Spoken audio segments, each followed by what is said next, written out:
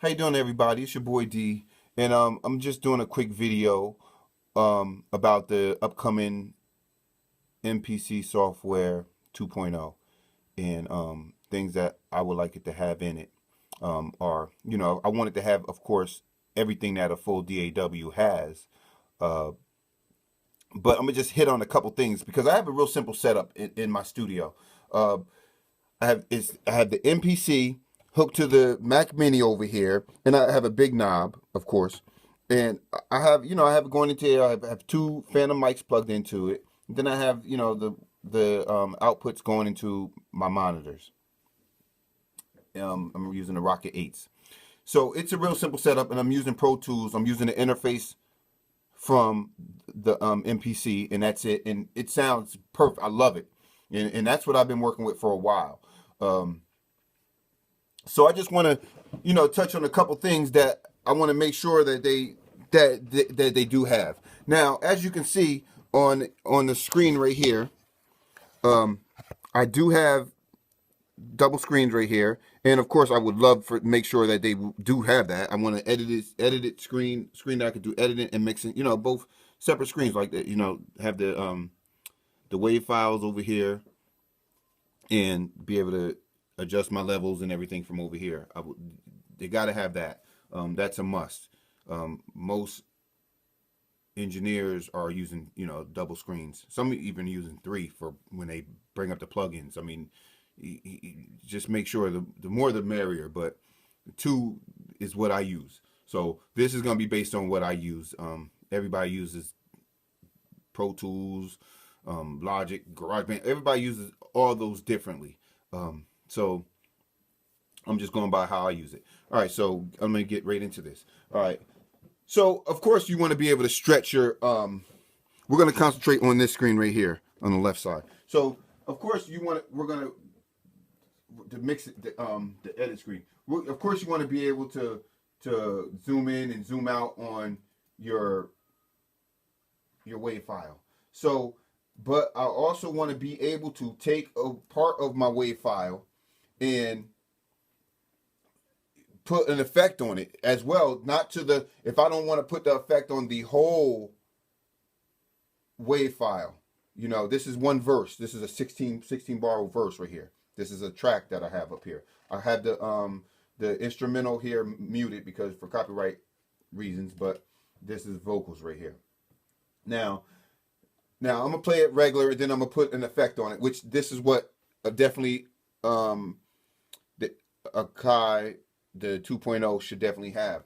So I'm here to play it right here. Put them up, let's really see. All right. So I want to be able to just highlight this and put an effect on just this. So right from Pro Tools, what I usually do is I highlight it like this because that's what I'm going to be putting an effect on. Then I go to Audio Suite, and I'm gonna just pitch shift it real quick. I'm gonna put, I'll shift it a little bit.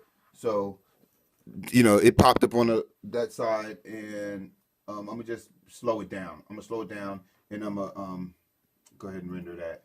So now when I play it and it gets to that part right here, Put them up, let's really see.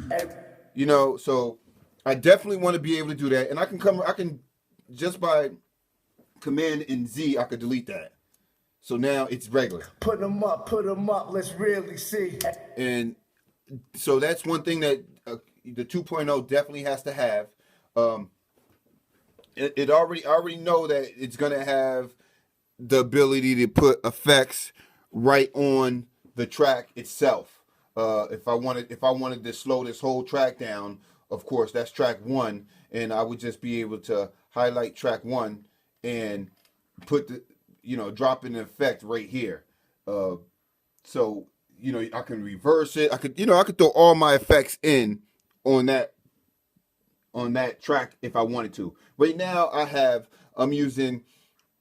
these tracks right here being bussed over to the auxiliary track where I have reverb, compression. I record a little. When I record wet. So definitely being able to record with little reverb, a little compression on my tracks I just like to do that. I don't have it full blown. When after I'm done recording, I go in and tweak it and whatever. But I still like to have a little bit of reverb and EQ on my tracks when I'm recording. So make sure that you do have that. And I like organizing my tracks. I like the verses. I have blue. The chorus is like this brownish. But I can change those any color I want to go with whatever. That's something that's got to be able to have done. And then like, because what happens is usually when I'm making a beat, and after I'm done making a beat, if there's somebody in the studio that's buying that beat, I don't want to have to bounce it down. I don't want to have to, bounce it in the MP3 format or, broken up and then bring it into Pro Tools or another DAW. I want to keep it right here, and I want the person to go from me making a beat, going right into the booth, drop vocals on it, and then start my mixing process. One thing, please try to incorporate being able to export it so it can be sent to another DAW. Because sometimes when I record a session and we send the session out that have mixed, whether to another studio, and most likely the other studios are using Pro Tools. And so if you send it out and it's all separate, if it's all separated like this, and you send it like this, it's gonna be, they have to try to piece it together, and it makes it pretty hard. But if I'm able to, all right, so there's a couple ways that it could be done. I usually save the session and save as, so another, other Pro Tools users can use it. But say if they're going to be using another program, another DAW to view, they need the files and they need to know how to put it in, where it goes. What I can also do is what I usually do is highlight the length of the beat, and then I'll highlight the like, say this is the hook. So I highlight the hook. Now you see it's dark from it gets dark from here all the way to the beginning. Now it's something called Consolidate clip. Now when I hit Consolidate clip, watch what it does. It's gonna take the spaces out of here and connect everything together. So there, those are three tracks right there, right, left, and middle. So it's gonna take those and make them into solid tracks. Like there's not gonna be no space. So see how it is right there. So now, no matter what, when I take these files and put them in any DAW, and long as when I put it, I line it up to the beginning, everything is gonna line up perfectly. Everything is just gonna be perfect. It's gonna line up. I don't gotta sit there and try to piece it together. Everything is gonna be good. So definitely please make sure you have that in there, that you're able to consolidate so you can take out the spaces, so you can actually export it to another another DAW. What Pro Tools uses is a PTX file. Pro Tools uses a PTX file. So I mean, it would be great if I can hit, after I make a beat or lay down do the whole session in the MPC software, that I can, if somebody's gonna ship it out to have mixed, have it, in that file format. But if not, then it is no worries. As long as I can consolidate and then compress it and send it off to another studio. I'm hoping that the MPC software becomes standard. I mean, there's a lot of studios have MPs, and we all know that the big boards are mostly eye candy. You don't need a big board to use Pro Tools or to make music. that's really eye candy. It's really like a big mouse. It's just convenience. But it does look good. One thing about the MPC Renaissance, real quick, that I want to talk about is the design. I love the design of the Ren, but now if it's going to be a full DAW, I would love I would love it if they could, the side pieces right here can come off. All right, so right now the side pieces can come off. If they can build an eight channel, an attachment, an expansion, like an attachment to it, so I can hook right to the side of this, and it can come out, and it can have 8 sliders on it, and 8 sliders, knobs or whatever on the top. Same with the other side, and so the MPC would actually become the centerpiece. And another way you can look at, if you don't understand what I'm talking about, please, you can, if you Google Tascam 1884, it's a board that I had a while ago. It's the Tascam 1884 was the centerpiece, and then it was the Tascam F8, and that was the pieces that connected to it on the side. If you wanted to get sliders on the side, and you can get like up to, I think, like to 4 of them on each side, and it became a big board. But if Akai made one like that, and that attached to the Ren, that would be nice too, to have sliders. And that's for, everybody's not going to buy that, but that's for if people are using that DAW. Just to have sliders is a plus, and of course that's extra money that Akai can make. It's a very simple piece, and it blends right in with the Akai. Everything looks perfect together. So like I said, just Google Tascam 1884, and then the Tascam F8. The F8 is the piece that connects to it, and you'll see exactly what I'm talking about.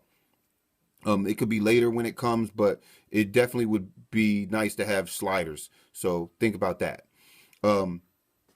Back to the software.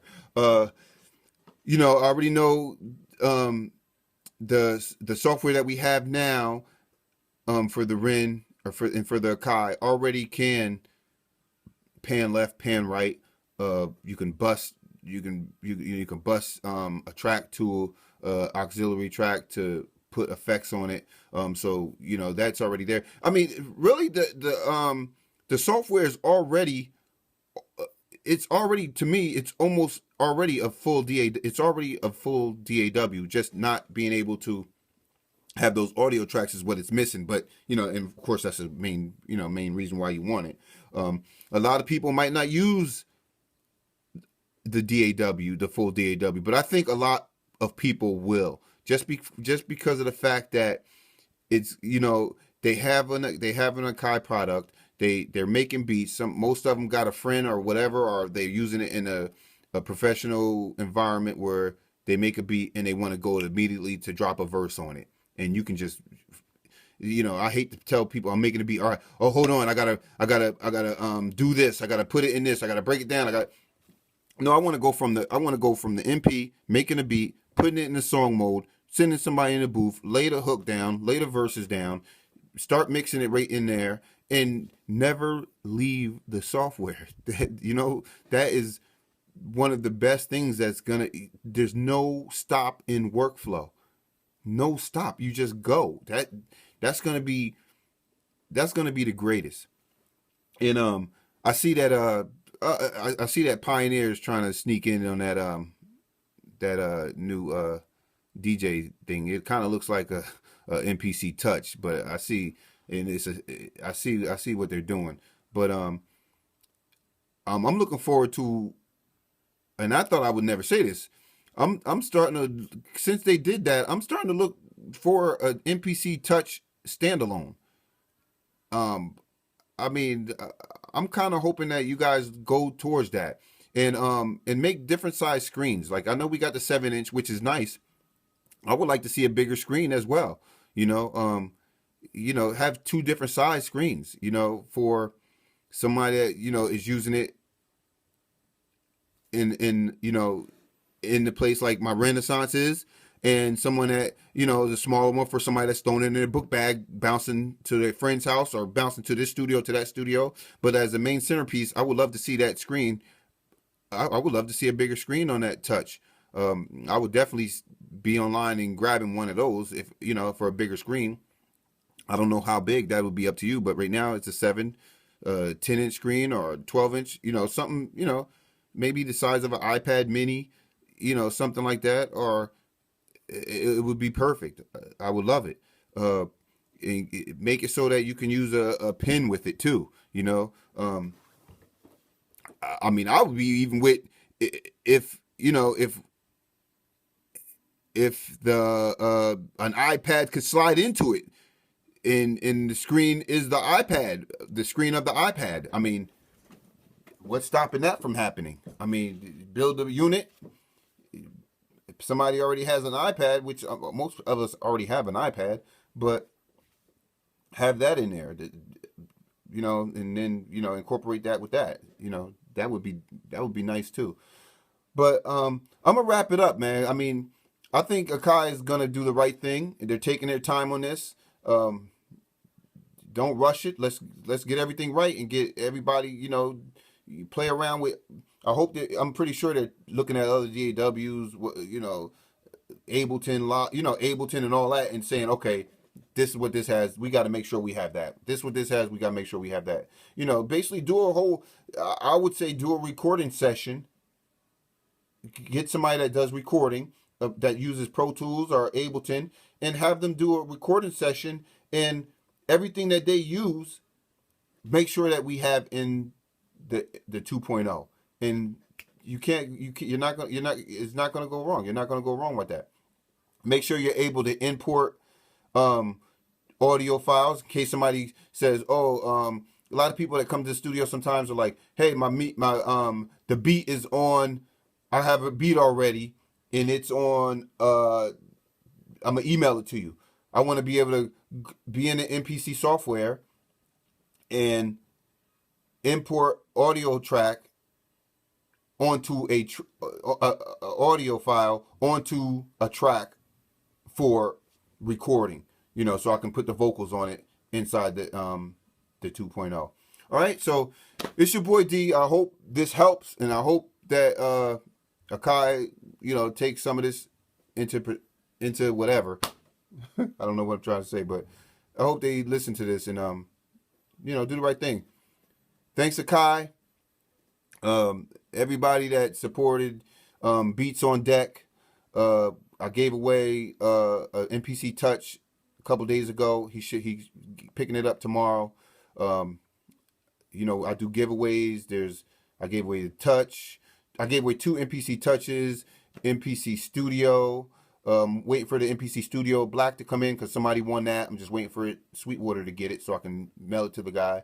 I gave away a lot of things, man. So I would love it if Akai sent me something like a Touch or another MPC Studio to give away. It would help out, and we could do some things here, you know, with my group. So please subscribe to my channel and rate, subscribe. Go to my Facebook page and join up, man. Beats on Deck. It's your boy D. I'm out.